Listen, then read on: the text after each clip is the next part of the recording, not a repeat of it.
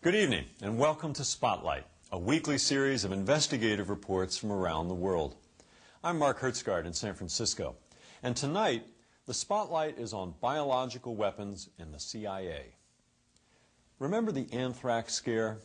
Shortly after the September 11 terrorist attacks, Americans were frightened anew when packets of anthrax were mailed to a handful of journalists and members of Congress. 18 months later, just where that anthrax came from remains a mystery. But the most likely source, say investigators, is the U.S. government itself. The American military's work in this field began during World War II in response to Nazi Germany's pursuit of biological weapons. After the war, the U.S. effort expanded to include experiments with LSD. Years before it became part of the 60s counterculture, LSD was being administered by the CIA, not only to loosen the lips of prisoners under interrogation, but to test the battlefield reactions of unsuspecting American soldiers.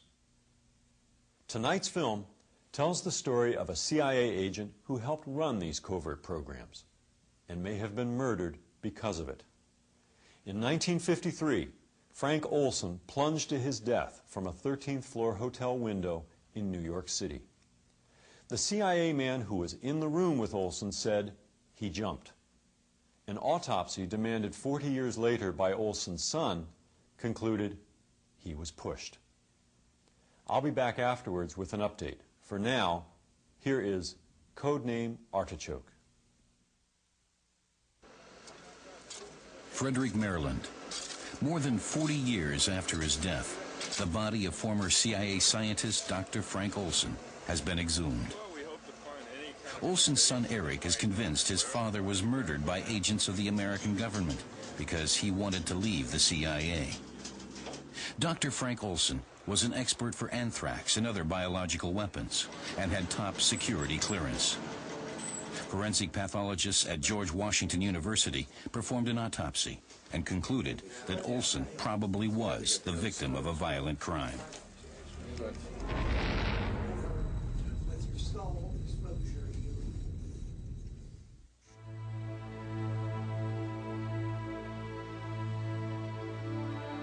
I was very strongly identified with him. I loved him. And I'm sure that's why, in the end I came to, take on this task of trying to figure out what had become of him.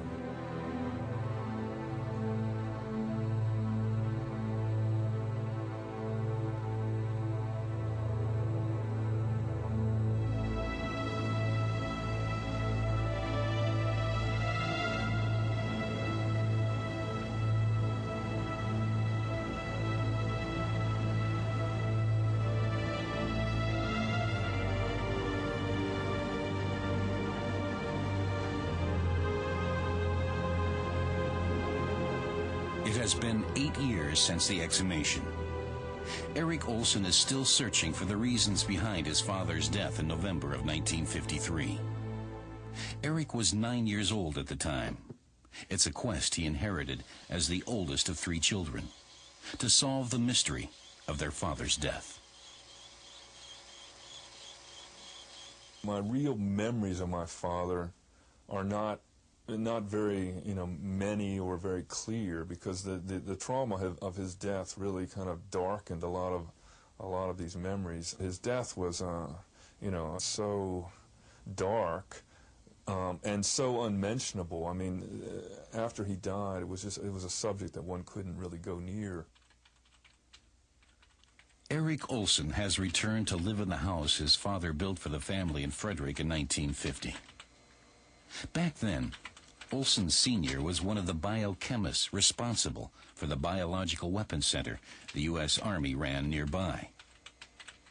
The anthrax letters that killed 5 and caused illness to several others have haunted Eric ever since. Could there be a connection between his father's death 5 decades ago and the acts of terror taking place today? Been a home front fight against anthrax. I don't have anthrax. Confirmation that anthrax killed 2 Washington postal workers. We're being nervous these days. Those are the facts. It feels like every I don't time have anthrax. We've been exposed to anthrax. Which serves the White House. The deadly disease that frightened America after the terrorist attacks on September 11th seems to have come from the same U.S. Army laboratory in Frederick, where Olson had worked, Fort Detrick. The Biological Weapons Lab was founded in 1943. At the time, the Americans feared Hitler might attack the Allied troops with a virus or bacteria. They quickly produced a gas mask and anthrax weapons in order to be able to strike back in kind. And chimpanzees, mainly protective masks and clothing that resist bacteria.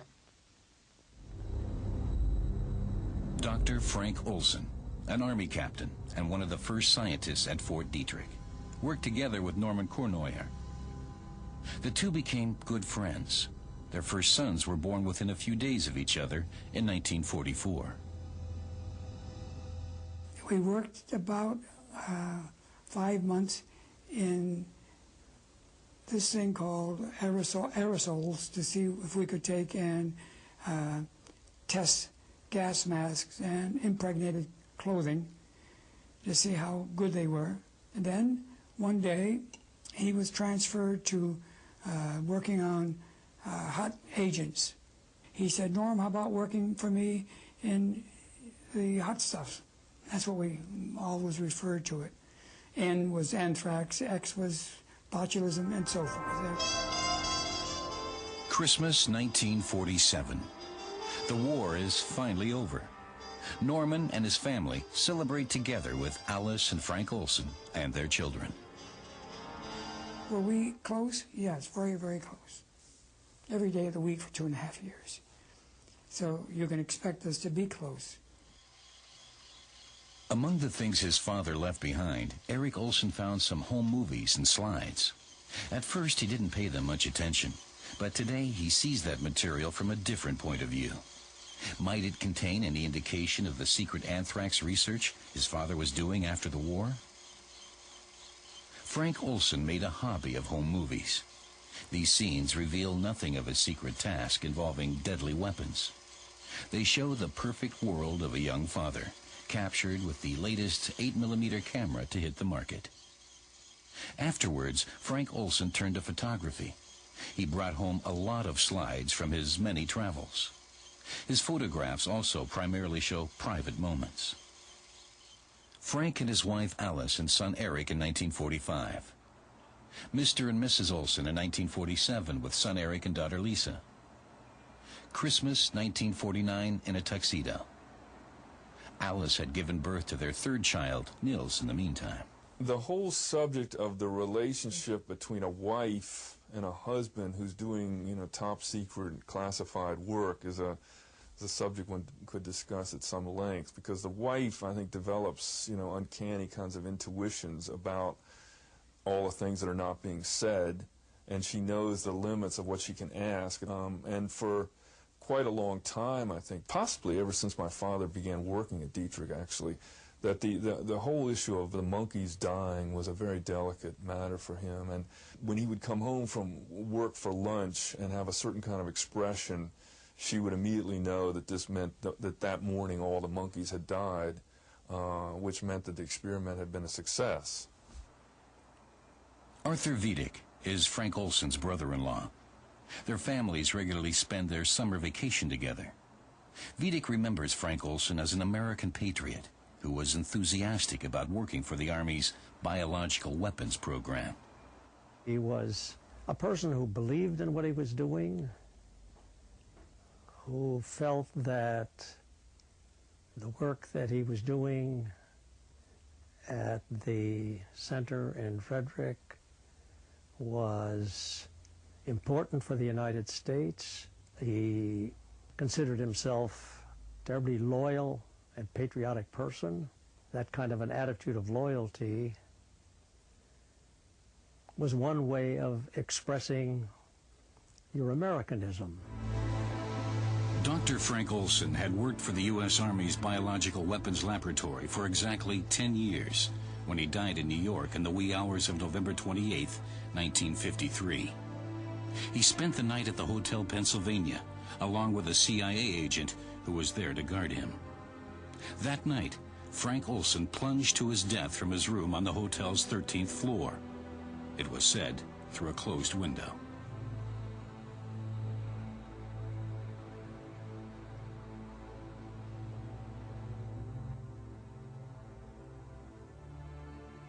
Niels, the youngest of Olson's 3 children, scribbled on the clipping with a crayon. I was simply told that, your father has had an accident and he's died. And the only detail I was then given was that he had fallen or jumped out of a window. And I remember quite clearly just being totally stupefied by this. Because as a 9-year-old, I was old enough to have some idea of cause and effect, and I had no idea what does it mean to fall out of a window. I mean, how do you fall out of a window in the middle of the night? What is that? Eric didn't understand, and for his mother, the subject of his father's death became a taboo.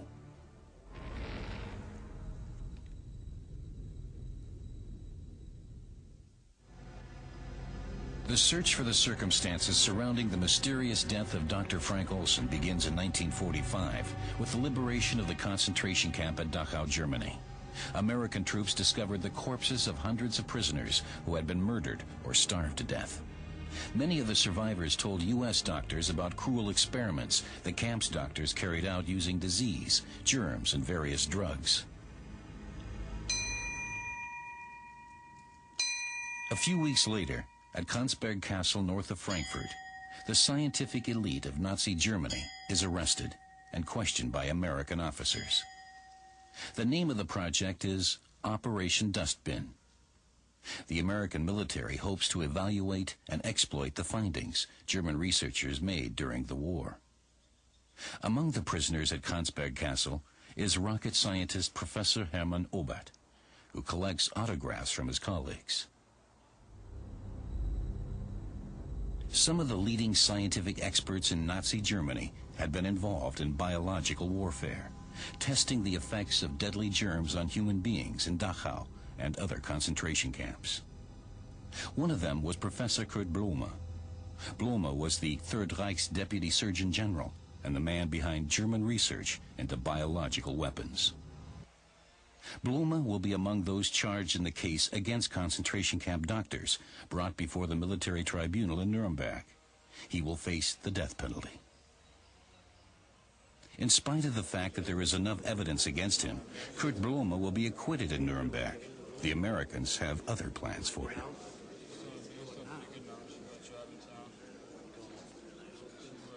Ich habe hier in aller Offenheit bekannt, dass ich ein überzeugter Nationalsozialist und Anhänger Adolf Hitlers gewesen bin. We were interested in anyone who did work in biological warfare. Now, did they want to use that, the Nazis? Yes, absolutely. They wanted to use anything that would kill people. Anything. The Americans save Kurt Blume, seen here on the left, from death by hanging. In turn, he provides them with information about the Nazi biological weapons program. One of the specialists interrogating Blume is Donald Falconer, a friend and colleague of Frank Olson. Falconer is responsible for developing anthrax bombs. Today, more than 50 years later, Donald Falconer lives in a convalescent home not far from Friedrich. We had quite a number of meetings. Eric Olson had visited Falconer several times, hoping his father's old friend might one day confide a crucial secret in him. But Falconer refuses to say anything, feeling bound by his military oath, and he doesn't want to be interviewed.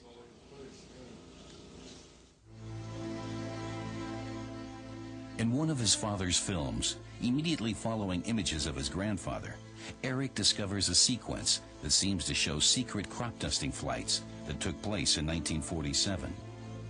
Using the findings of Blume and other Nazi scientists, the Americans experimented with artificial diseases capable of destroying crops. After this short clip, more family pictures of the children. Meanwhile, in Fort Detrick, a massive arms program is taking place with bacteriological weapons, primarily anthrax spores, which have proven to be highly resistant and therefore suitable for biological warfare. Anthrax is cultivated in this building, then placed in bombs. The Americans are concerned about the Soviets' biological arsenal. If the Cold War should ever turn hot, deadly bacteria might be used as weapons. The Army demands ample weapons at the ready. Frank Olson often accompanies the Air Force to test germ warfare in the field, for example on the Caribbean island of Antigua. These tests are carried out to monitor the spread of diseases under realistic conditions. Most of the tests Olson's team carries out in the Caribbean and on the Alaskan tundra deal with relatively harmless bacteria, but some tests are conducted using actual pathogens called hot stuff. We didn't use anthrax, we used Bacillus glabigii, which is very similar an spore as anthrax is. So to that extent, we did do something that was not kosher, because we picked it up all over. I mean, it was picked up months afterwards. We'd ride in limousines. It's an easygoing life they led, but they have a secret mission. In California, Olson and his team drive up the Pacific coast in a yellow convertible to prepare an experiment to take place over San Francisco Bay. Spores will be released in order to test the city's vulnerability to an act of Russian sabotage. Frank Olson loves life and has little interest in following rules. His unconventional manner seems inconsistent with his job working for the Army.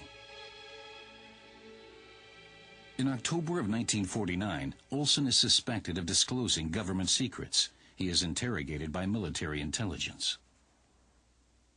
Olson was mildly impatient with the questioning conducted during the course of this interview. This attitude is regarded as typical by persons at Detrick who are acquainted with him. Olson is violently opposed to control of scientific research, either military or otherwise, and opposes supervision of his work. He does not follow orders and has had numerous altercations with MPs. He was very, very open and not scared to say what he thought. For that matter, to the contrary. He didn't give a damn. Frank Olson pulled no punches at any time. And I don't know, I think that that's what they were scared of, I'm sure. He did speak out anytime he wanted to. And so, was he going to be caught on this? Could be. Could be.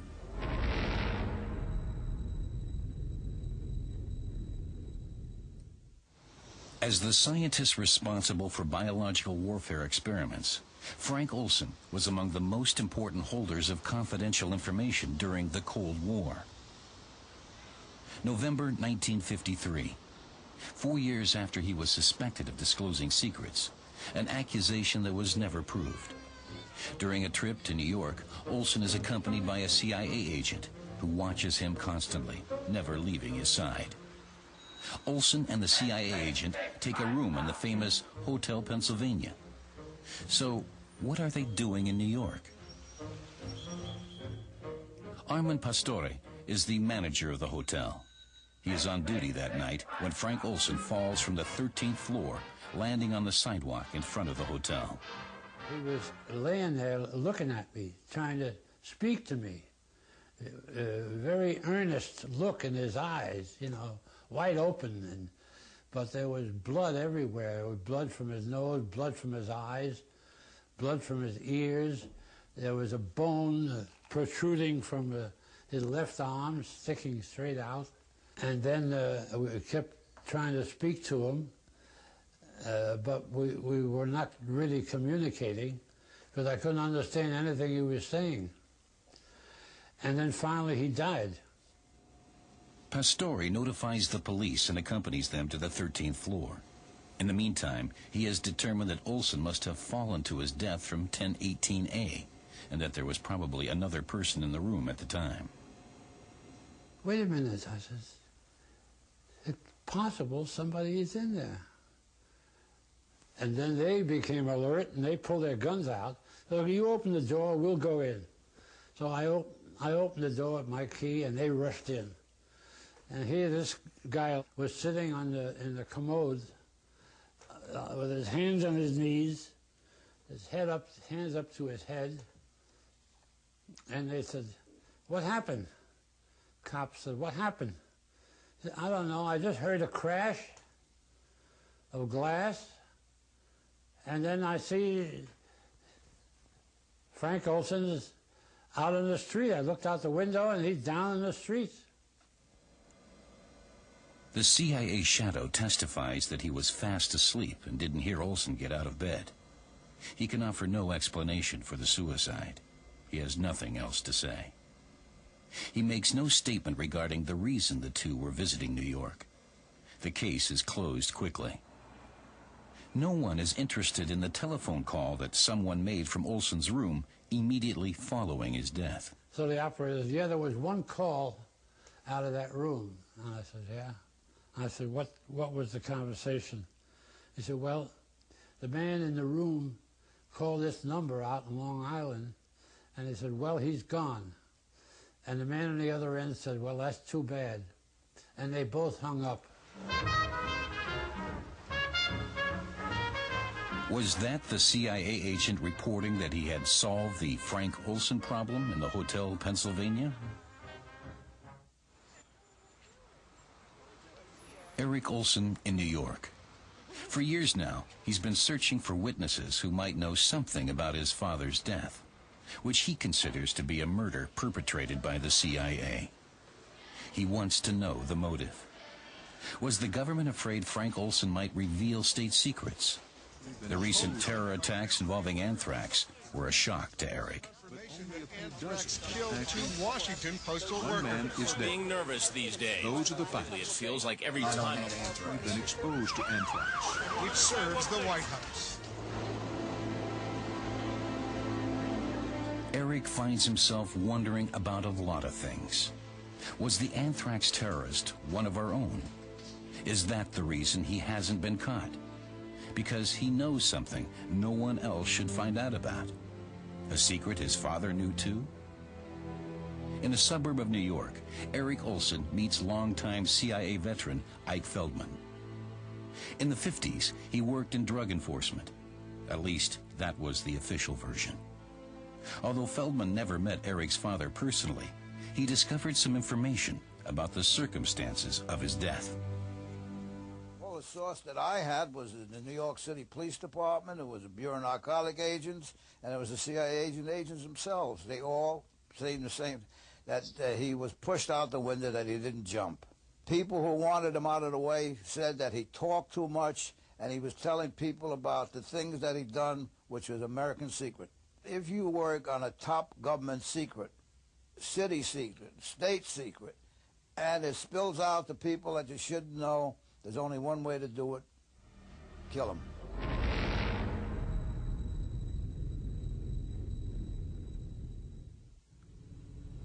In April of 1950, Dr. Frank Olson received a diplomatic passport, unusual for an Army scientist. Did he have a new job? In the following years, he traveled often to Europe, including making several trips to Germany. Well, he was a member of the CIA. I only found this out after he told me about it, because I didn't know it, because to me he was a captain, and that's all I knew about it at first. But it turns out that he was a CIA agent, and he stayed on, and right on through to 1953. Pictures taken in Frankfurt and Heidelberg will later turn up among Olson's slides. These cities were home to the U.S. Army's most important facilities in Germany. There is also a picture of the top-secret CIA headquarters in Germany, located in the building of IG Farben, in the heart of Frankfurt. What is Olson's new assignment? He is now working in an area that has nothing to do with biological weapons. Here, in the German offices of the CIA, the biochemist is conducting important conversations with U.S. intelligence officers.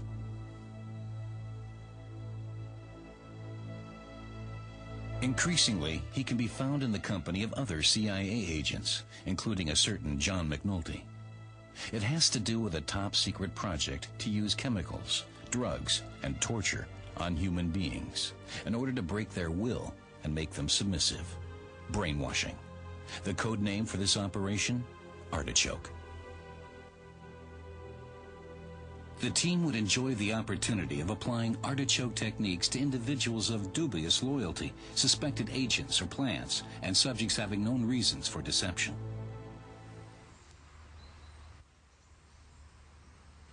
In Oberursel in the Taunus Hills north of Frankfurt, hidden in old half-timbered houses, the U.S. Army led a quiet little interrogation center, Camp King. It was primarily Soviet agents and defectors from East Germany who were kept here, people the CIA considered to be communist spies. Special teams, the so-called rough boys, interrogated the prisoners. Former SS member Franz Gaidosch was hired just after the war by the Americans to tend the bar in the officers' mess at Camp King. Sometime in the year of 1952, in the top-secret interrogation center, Gaidosch runs across another German, Professor Kurt Blume. For a long time, Blume was a doctor at Camp King. He also ran the clinic. He was a protege of the Americans and had been a concentration camp doctor. He conducted experiments. The American officers who lived the good life at Camp King aren't disturbed about Blume's past. Was the former concentration camp doctor expected to lend his experience for their own planned experiments on human beings? A CIA consultant began planning the Artichoke experiments as early as September of 1951. The conversations at Oberursel pointed up signs and symptoms of drugs that might be used. We should look into the use of amnesia-producing drugs. Of course, their methods were not humane. They exerted a lot of pressure. There are ways of breaking people. At Camp King, they were notorious, the rough boys. Anything somebody didn't want to reveal, they would try to get it out of them.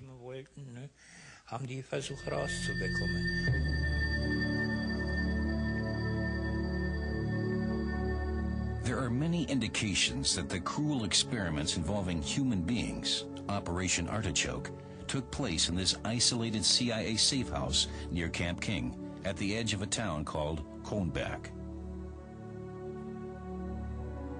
The former Schustervilla, now called Haus Waldhof, was built shortly after the turn of the century as the summer residence of a Jewish banking family from Frankfurt. The Nazis confiscated it in 1934, and the Americans took it over after the war. The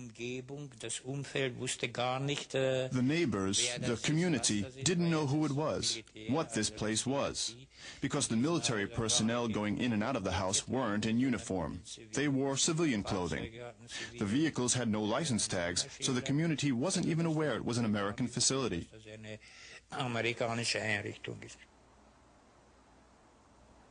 At Haus Waldhof, in June 1952, the CIA begins conducting brainwashing experiments using various drugs, hypnosis, and probably torture.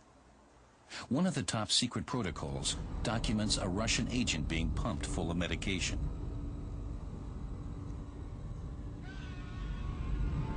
The goal of the experiments is to manipulate the human mind in order to extract secrets from its subjects, and then to erase their memory so they can't remember what happened to them.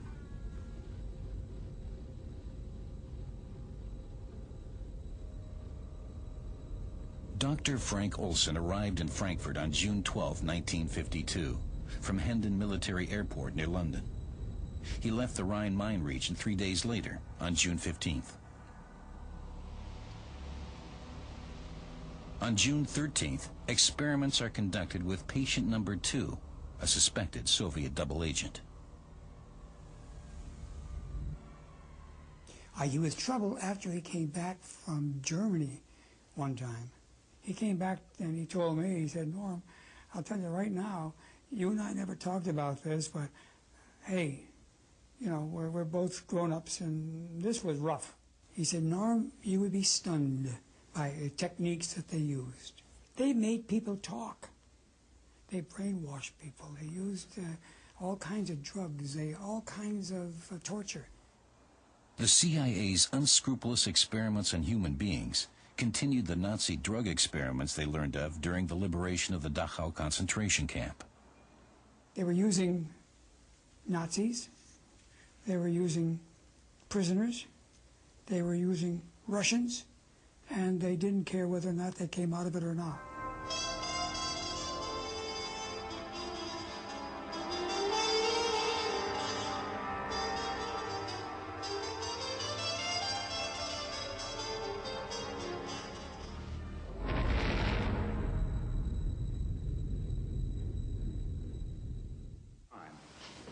One of the things we had to do was to assemble an... Meanwhile, the U.S. Army was conducting extensive experiments with a new miracle drug, LSD.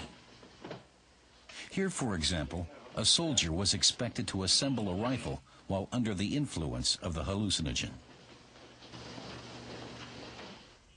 The Army's LSD experiments took place on the campus of the Chemical Corps in Edgewood Arsenal.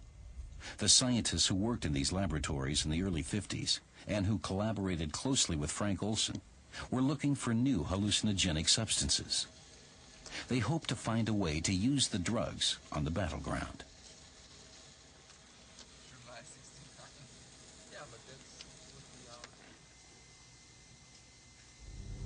A chemist from former Nazi Germany, Dr. Fritz Hoffmann, had been hired a few years earlier to spur the search for new behavior-modifying substances. Immediately after the war, he courted the Americans, seeking to ensure a job in the United States. There was an interest in the U.S. during that time in looking at mood-altering drugs, from LSD to conucleomethyldimensolate and other possible mood-altering drugs. Fritz was interested in that area as well. Several weeks later, on a windy... After its experiments on soldiers, the Army saw potential in using LSD and other drugs to sedate and dope enemy troops. In short order, it would be possible to conquer territory without a fight. His physical actions were noticeably slower.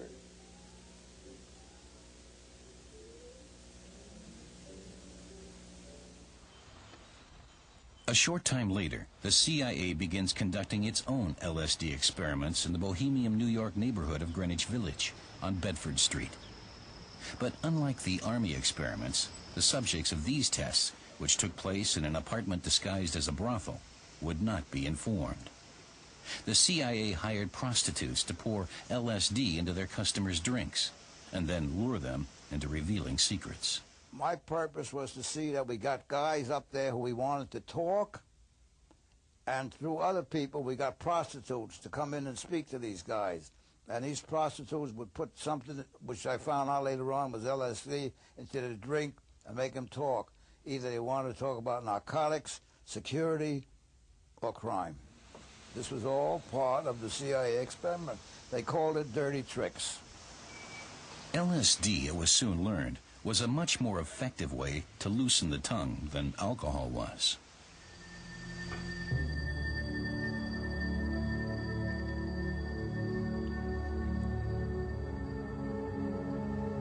Deep Creek Lake in western Maryland, a 3-hour drive from Washington. In an isolated vacation house at the edge of the lake, the CIA's Dirty Tricks Department converged here for a meeting with 10 of its scientists in November 1953. The meeting is about Artichoke.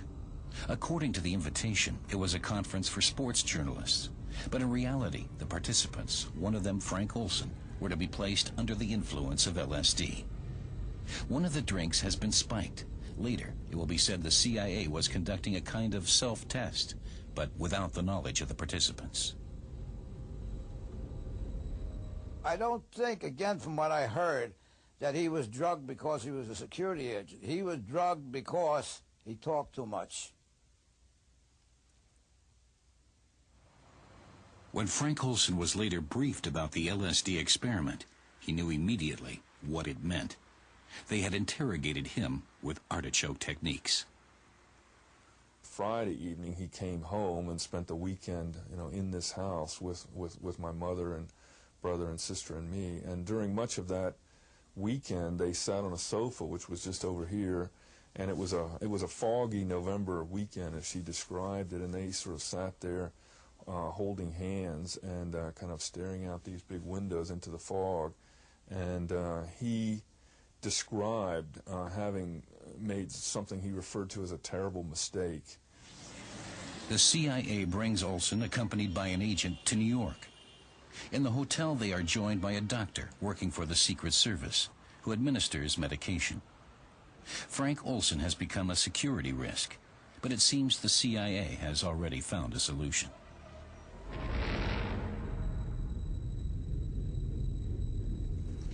They're there, but 40 years later, at the Institute for Forensic Medicine at George Washington University, the body of Dr. Frank Olson has been exhumed and is undergoing an autopsy. Eric wants clarity once and for all.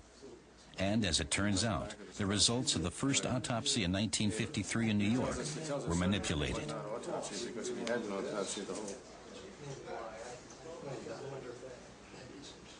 A report from New York City in the medical examiner's office, which I had before me, was totally inaccurate in some very important respects. It talked about lacerations, cuts of the flesh that in all probability might have been caused by glass in the course of his fall. There were no lacerations. They were not there, totally non-existent. We also noticed immediately that he had a hemorrhage, which we call a hematoma. It's what we call a subgaleal hematoma, which is under the skull by the frontal bone. That is only reasonably explainable as having occurred by reason of his being, shall we say, silenced, being rendered unable to defend himself so that he could be tossed out the window. Stars arranges to visit the Pennsylvania Hotel with Armand Pastore, the hotel manager who found Frank Olson that night. Afterwards, he makes his judgment. It is my view, and that of a number of my team members, not all of them, but a number of my team members, that it was homicide. That would mean Frank Olson was first knocked out by a targeted blow and then thrown out of the open hotel window. Just a few months before the murder took place, the CIA had this study of assassination prepared, a how-to book for agents on how to kill people without leaving any clues. In this report, it says, the most efficient accident in simple assassination is a fall of 75 feet or more onto a hard surface. In some cases, it will be necessary to stun or drug the subject before dropping him. What was spelled out in that assassination manual was almost letter for letter what happened to Dr. Olson. And it was a protocol, as we call it, for an assassination which fit like the fingers in a glove. So was it in fact murder? But for what reason? Why did Olson speak of a terrible mistake he had made? There's a piece missing, and I'm not sure that I'm the one to give it to you. But what happened was that he just got involved in it in a way that he was not happy about it, but there's nothing he could do about it. He was CIA, and they took it to the end. Summer 1953. Frank Olson and his father-in-law cut down a tree. Then the family goes to Tupper Lake on vacation, just like every year, with Arthur Vidic, his wife, and their children. Everything seems the same as always, but that appearance is deceiving. Frank is troubled by something, and he makes an attempt to confide in his brother-in-law, Art. I'd never had a conversation with him about anything that might have involved moral values. What startled me about it was that he had mentioned the Bible and that he was struggling with something. You knew that there was a problem that he was attempting to confront. But what that problem was, I didn't know. I can visualize his face, actually. It was drawn in a way I'd never seen him before. While the family enjoys summertime at the lake, Frank retreats into his own world. My mother also recalled that my father was short-tempered during that last summer, and that she knew that he had been going through some kind of crisis. I mean, she knew he hadn't been sleeping well, and she knew he wasn't really at peace. He had been agitated and worried about something, and had, from time to time discussed leaving Dietrich, leaving his job and retraining himself as a dentist. And she had encouraged him to do this, if that's what he wanted to do. In Asia at the time, a bitter war was going on between Allied U.S. troops against the North Koreans and Chinese. It had already been going on for 3 years. It was the first long-awaited and long-feared battle between the West and communism. Could the Korean War have anything to do with Frank's personal problems?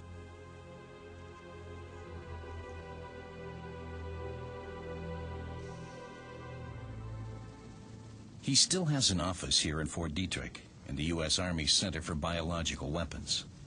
At the same time, he is working for the CIA.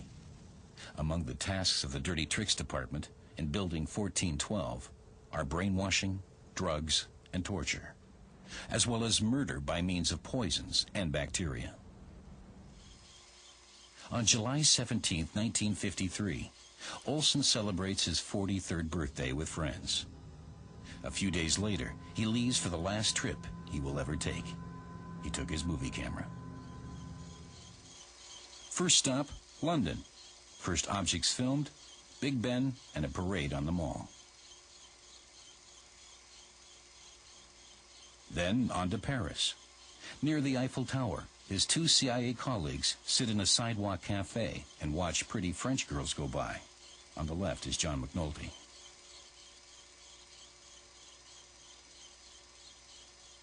Paris, London, Stockholm.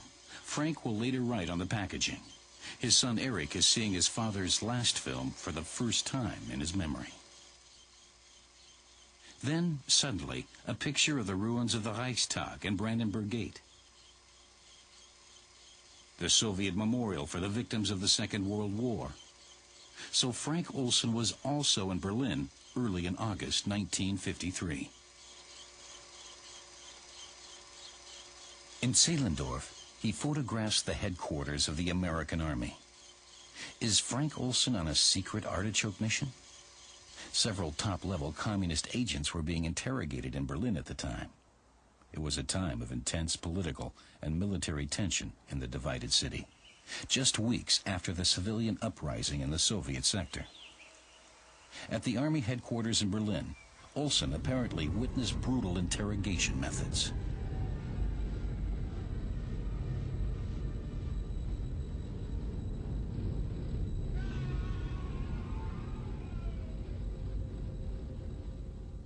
When he came back from Germany the last time, he sounded different. When he talked to me, he said, I can probably tell you things that I can't tell other people because you're still in top secret material, but the people that he saw in Germany went to the extreme. And he said, Norm, did you ever see a man die? And I said, no. And he said, well, I did. They did die. Some of the people that were interrogated died. So you can imagine the amount of work that they were doing on these people.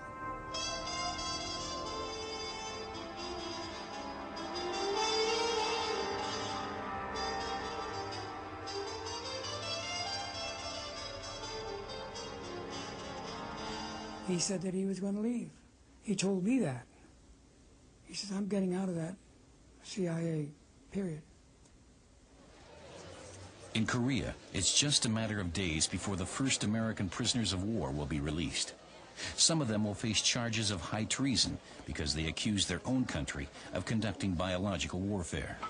When my son asked me what I did in Korea, how can I tell him that I came over here and dropped germ bombs on people, destroying and bringing death and destruction? How can I go back and face my family? Are their accusations accurate, or are they themselves the victims of communist brainwashing? One thing is for certain, back home in freedom, the soldiers making these confessions will be interrogated again, using drugs and torture by their own people. All hands agreed that among the returning POWs from Korea, the hardcore group and those who had been successfully indoctrinated were excellent subjects for Artichoke work. The American soldiers who claimed to have committed biological warfare were apparently manipulated using Artichoke techniques. This is documented in CIA papers, and indeed, all discredited their confessions. I did sign a confession relating to germ warfare, but the statements contained in this confession were false. They were obtained under duress from the Chinese communists. And by making these statements, I deliberately attempted to put in as much as was false and ridiculous as I could possibly get away with. I took an oath when I left the Army I wouldn't talk about that. I'm sorry. The Korean War Memorial in Washington honors the Americans who died in that fight. Of those who returned, some were interrogated by the CIA using cruel methods and forced to rescind their confessions. But were the confessions the truth? Did the Americans in fact use biological weapons in the Korean War? As a test? And was this the secret Frank Olson knew and might disclose? This fits with what my mother had always said: Korea really bothered your father. Finally, when one of my father's colleagues, within the past year only, told me that, my father had come to understand that Korea was the key thing, and that they were using biological warfare methods in Korea. So, and then I proceeded to ask him, well, what about the germ warfare confessions? That this was alleged to be by the American government. These confessions made by the American servicemen were immediately discredited under the idea that these were manipulated and produced only by the effect of brainwashing. And at that point, my father's colleague looked at me and he said, as if to say, read my lips, he said, it wasn't all brainwashing. Would this colleague, Norman Kuhnoyer, repeat this statement in front of the camera? He has never made a public statement, neither about Frank Olson nor about biological warfare in the Korean War. Will he, now in his 80s, pay last respects to his old friend Frank Olson, and to Frank's son Eric, who takes part in this conversation? I took an oath when I left the United States Army that I would never divulge that type of stuff. You divulged it to me. You can't prove it, can you? I can assert it. I mean, you told me. Hearsay. So you don't want to say it? No, I don't want to say it. But there were people who had biological weapons, and they used them. I won't say any more than that. They used them.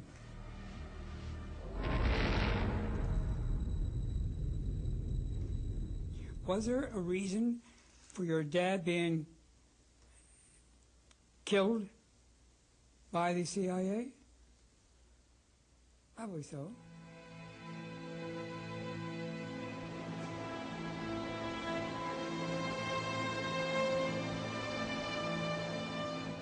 Around Frederick, Maryland, where Frank Olson lived while working for both the U.S. Army's secret biological warfare program and the CIA, the FBI is still looking for the anthrax terrorist. For months, the largest investigation in the history of American criminal justice has been underway. Should the perpetrator be accused and the case come to court, the government in Washington might be forced to reveal what Eric Olson believes is top-secret information about illegal research on biological weapons, about the use of anthrax in the Korean War, and about his father's murder.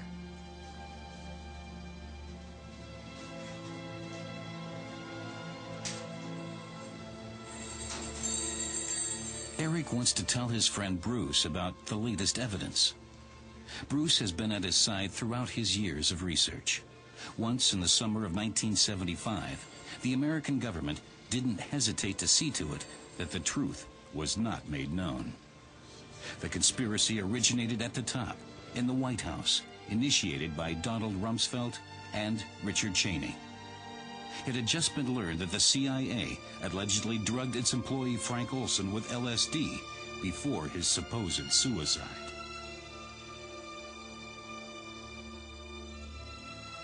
Rumsfeld and Cheney, heads of the White House Chiefs of Staff, at the time recommended to President Gerald Ford that he apologize to the family in the name of the government and to support retribution in order to prevent worse things from happening. That's the content of this White House memo. There is the possibility that it might be necessary to disclose highly classified national security information in connection with any court suit or legislative hearings. 10 days later, Ford hosted the Olson family and apologized. This allowed him to remain silent about state secrets and the true reasons for Frank Olson's death.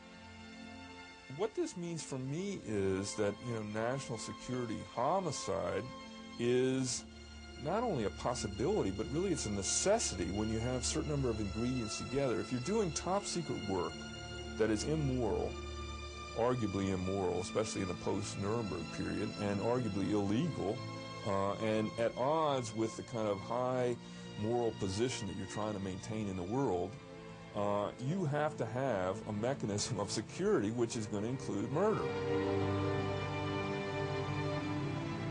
The two politicians who collaborated in the conspiracy in 1975, Rumsfeld and Cheney, are back in power as Vice President and Secretary of Defense of the government of the United States.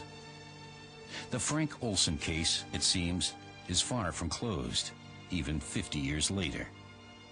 That, at least, is one thing of which Olson's son is now certain.